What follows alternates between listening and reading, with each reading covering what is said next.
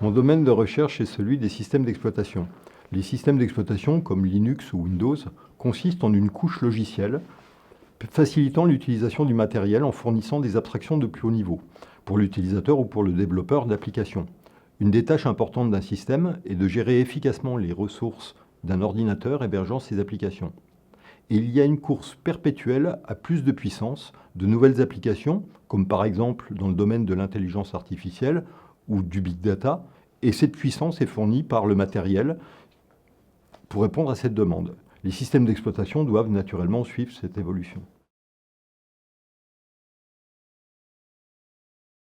Il y a 20 ans, on considérait les machines individuellement. Un système d'exploitation gérait les ressources matérielles d'une seule machine.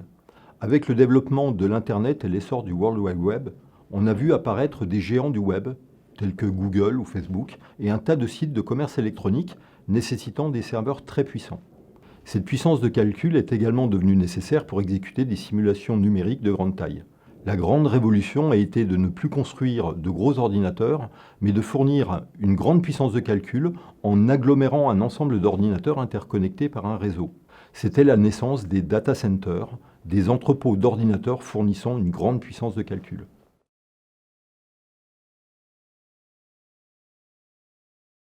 Les grands acteurs du domaine, comme Google ou Facebook, ont leur propre data center agrégeant des milliers de serveurs, mais d'autres géants, comme Amazon ou Microsoft, mais aussi Google, gèrent des data centers et vendent ou louent des ordinateurs utilisables à distance par des clients. On parle alors de cloud computing. Pour des raisons de sécurité, de nombreuses entreprises gèrent en interne leur propre data center et des fournisseurs nationaux se sont développés également pour des raisons de souveraineté. Le problème principal est de construire des systèmes pour gérer efficacement les ressources de calcul dans ces data centers. L'objectif est d'être le plus efficace possible pour satisfaire les besoins des applications hébergées dans ces data centers et en évitant le gaspillage des ressources. Un élément important est la consommation énergétique de ces data centers. L'optimisation de la gestion permet de limiter l'empreinte énergétique du data center.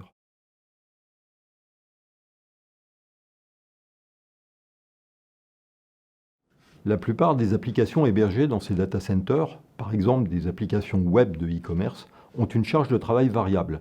Elles n'utilisent pas totalement les ressources qu'elles ont réservées. Ceci implique que les ordinateurs d'un data center ne sont pas toujours utilisés et ils consomment de l'énergie parce qu'ils sont allumés. Une des stratégies de gestion d'un data center est de déplacer les applications paresseuses sur un nombre restreint d'ordinateurs et d'éteindre les ordinateurs ainsi libérés. C'est une sorte de compactage des applications pour prendre moins de place dans le data center et consommer moins d'énergie. C'est un exemple d'optimisation sur laquelle nous travaillons. Les data centers sont une concentration de ressources de calcul, mais de plus en plus, il devient nécessaire de mettre ces ressources de calcul à proximité des utilisateurs. C'est une sorte de décentralisation. On parle alors de edge computing ou de fog computing. L'enjeu est toujours de construire des systèmes capables de gérer la complexité de ces infrastructures.